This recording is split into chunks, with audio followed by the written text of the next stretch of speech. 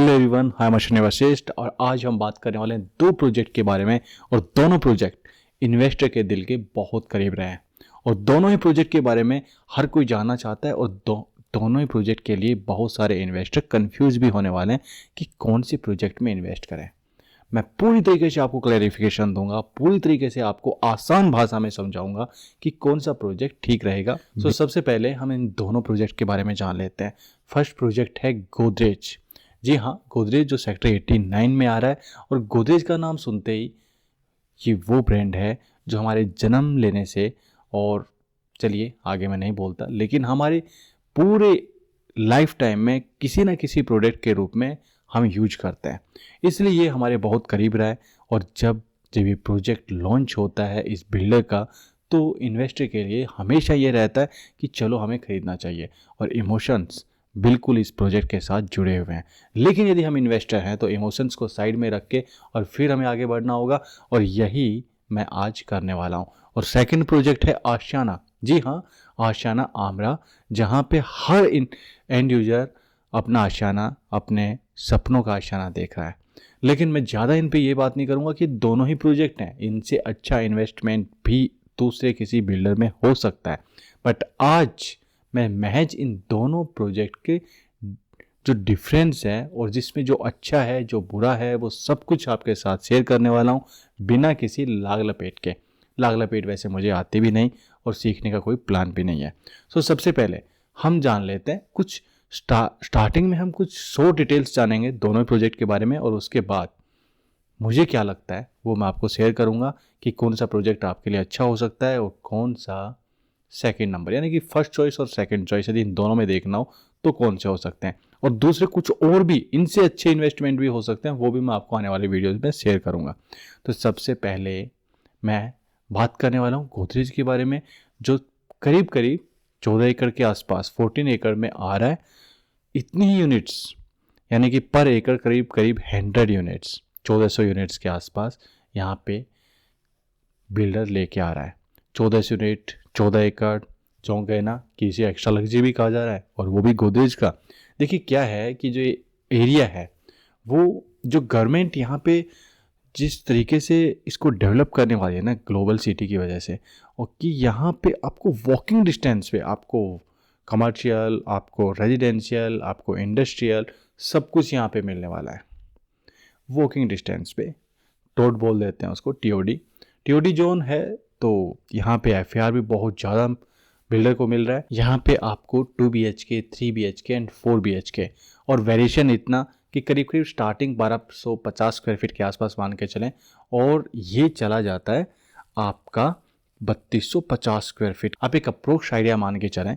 और यहाँ पर आपको एक्स्ट्रा एमिनिटीज, इतनी एमिनिटीज मिलने वाली हैं जो कि एक्स्ट्रा लग्जरी प्रोजेक्ट जो कि लोग बोलते हैं। मैं तो कहता हूँ कि ये जो एक्स्ट्रा लग्जरी एक्स्ट्रा प्रीमियम, इनमें किसी कैटेगराइज किया जाए बिल्डर को 1 2 3 4 या ABCD जो भी है वो ज़्यादा अच्छा रहेगा, क्योंकि सभी बिल्डर आज के दिन एक्स्ट्रा लग्जरी ही अपने आप को बोलते हैं अपने प्रोजेक्ट को।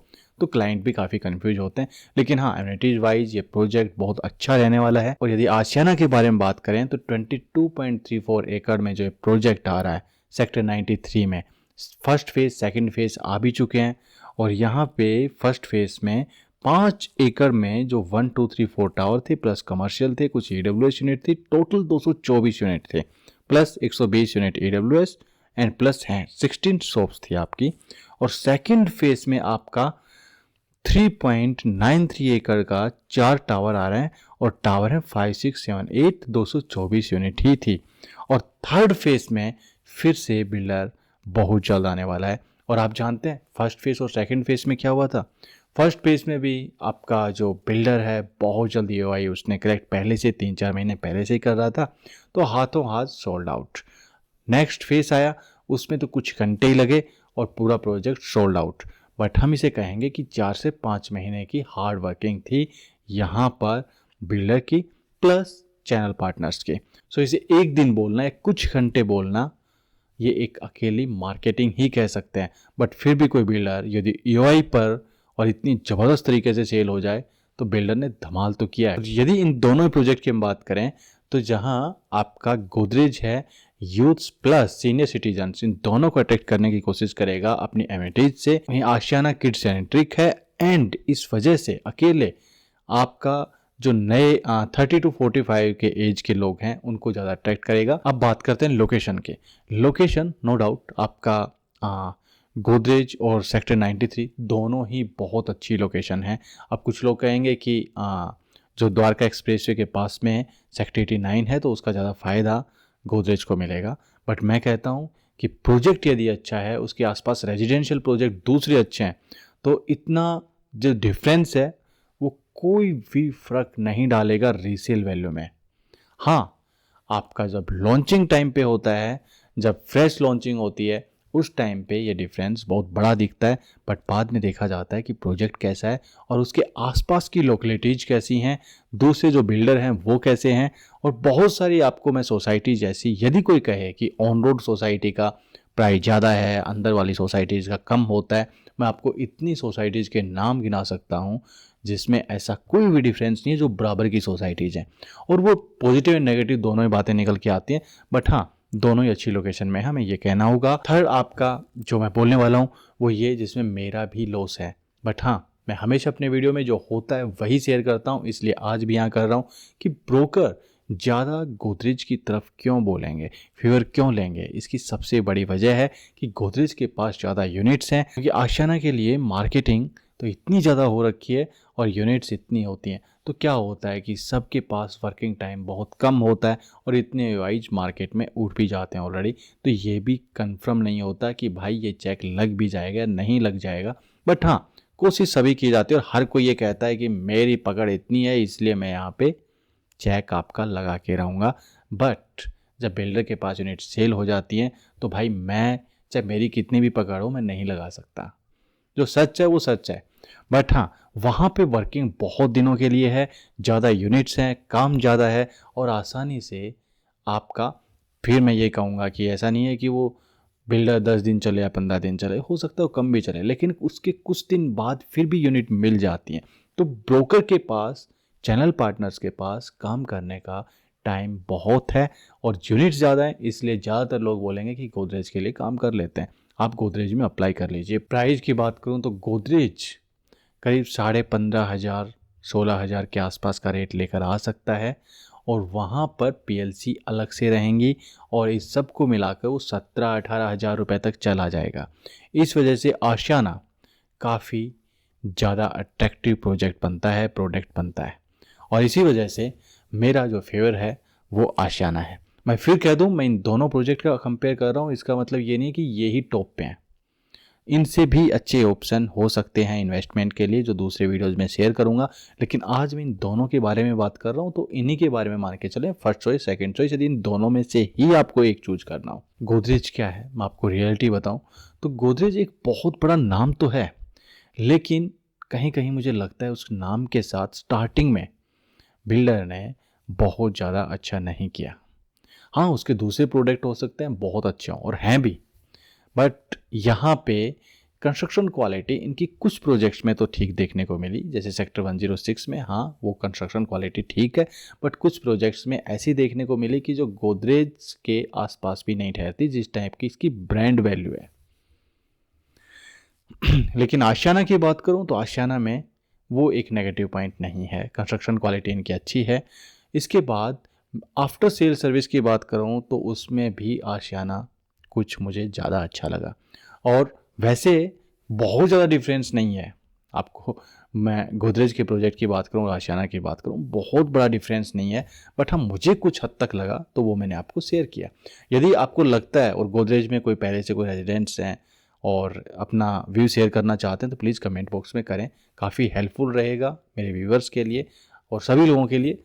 तो ऐसा, और आशियाना के लोग हों तो वो भी करें। यदि आपको कुछ नेगेटिव पॉइंट्स लगते हैं तो कमेंट बॉक्स में करें, मुझे बहुत खुशी होगी कि दूसरे लोग भी इस चीज़ में हेल्प कर रहे हैं। तो कंस्ट्रक्शन क्वालिटी हो गया, प्राइस हो गया, अब आपका आता है आफ्टर सेल सर्विस। जैसे मैंने बताया आफ्टर सेल सर्विस में भी कहीं ना कहीं आशियाना ही बाजी मार लेता है, क्योंकि इनकी इन हाउस मेंटेनेंस सर्विस है और मेंटेनेंस सर्विस बहुत ज़रूरी होता है। गोदरेज की भी बहुत अच्छी है, लेकिन यहाँ भी डिफरेंस थोड़ा सा है, बहुत ज़्यादा नहीं है, बट फिर भी आशियाना की तरफ कुछ ज़्यादा ही मुझे अच्छा लगा। अब आता है कि इन्वेस्टर के लिए कौन सा प्रोजेक्ट ज़्यादा अच्छा है। देखिए क्योंकि मैं इन्वेस्टर की बात हमेशा करता हूँ और मैं ज़्यादातर काम भी यही करता हूँ।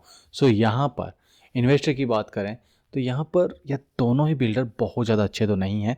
आशियाना एक मौका देता है स्टार्टिंग में, इनिशियल फेज में। उस टाइम पे यदि हमने वहाँ पे अप्लाई किया तो हाँ, मौका होता है इन्वेस्टर के लिए। बट गोदरेज क्या करता है, गोदरेज तो स्टार्टिंग में भी नहीं देता। गोदरेज बोलता है कि भाई मेरी बहुत बड़ी ब्रांड वैल्यू है, बहुत सालों में मैंने अपनी इमेज बनाई है और इसका मुझे 3-4 साल तक का बेनिफिट मुझे दे दो, उसके बाद आप लो। तो फिर मैं बता देता हूँ, गोदरेज में इन्वेस्ट करते हैं तो ये सोच के करें कि भाई 2 या 3 साल तक का जो आपका बेनिफिट है, जो प्रॉफिट आना चाहिए, वो गोदरेज अपने पास रख लेता है उस ब्रांड वैल्यू के नाम पे।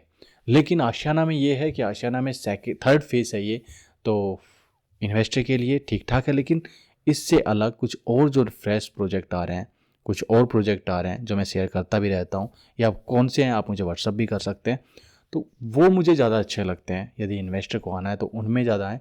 इन दोनों ही प्रोजेक्ट में बहुत कुछ अभी नहीं बचा, लेकिन हाँ, इन दोनों प्रोजेक्ट का यदि कंपेयर किया जाए तो फिर भी मुझे कुछ ना कुछ मैं आशियाना का ही फेयर लूँगा। सो मुझे लगता है कि मैंने ज़्यादातर पॉइंट्स डिस्कस कर लिए हैं। फिर भी यदि कुछ बचता है मुझे कमेंट बॉक्स में लिखें, मैं नेक्स्ट टाइम अपने वीडियो में ज़रूर शेयर करूँगा। और जो आपके कमेंट बॉक्स में आप जो कमेंट्स करते हैं, मैं लगभग उन्हीं कमेंट्स पे अपना वीडियो शेयर करता हूँ। जो व्हाट्सअप करते हैं वो भी मैं देखता हूँ और उनके ऊपर मैं एक ही वीडियो बना के आप लोगों के साथ शेयर कर देता हूँ। तो उससे क्या होता है कि मेरा भी टाइम बचता है और आपके टाइम की सेविंग भी होती है। सो नेक्स्ट टाइम फिर आप मुझे बताएं कौन से बिल्डर, कौन से प्रोजेक्ट के लिए हमें बात करनी चाहिए, डिस्कस करना चाहिए, हम ज़रूर करेंगे। और हाँ, आपको ये भी बता दूं कि इस वीडियो को शेयर करने की कोई आवश्यकता नहीं है, क्योंकि मैं चाहता हूं कि इस टाइप के जो वीडियो हैं, जो हम प्रोजेक्ट पे बात करते हैं, कौन से प्रोजेक्ट पे इन्वेस्ट करना चाहिए या नहीं करना चाहिए, वो ज़्यादातर हम अपने ही जो व्यूवर्स हैं, अपना जो एक ग्रुप है, एक परिवार है, इन्हीं में ही रहे तो बहुत अच्छा है। क्योंकि मैं नहीं चाहता कि मेरी वजह से किसी बिल्डर को कोई लॉस हो, या लॉस तो आजकल जो बड़े बिल्डर्स हैं इनको कुछ भी नहीं हो रहा, मैं भी जानता हूँ, कोई ज़्यादा फ़र्क नहीं पड़ने वाला, पर अपने व्यूवर्स हैं उन तक बात पहुँचे बहुत है। तो आज का वीडियो है ये बेसिकली अपने ही जो लोग हैं जो जुड़े हुए हैं ऑलरेडी चैनल से, उन्हीं के लिए था। चैनल यदि इन्फॉर्मेशन अच्छी लगे तो लाइक कर दें, शेयर करने की कोई आवश्यकता नहीं है। मिलेंगे नेक्स्ट टाइम बहुत जल्द, तब तक के लिए थैंक यू वेरी मच।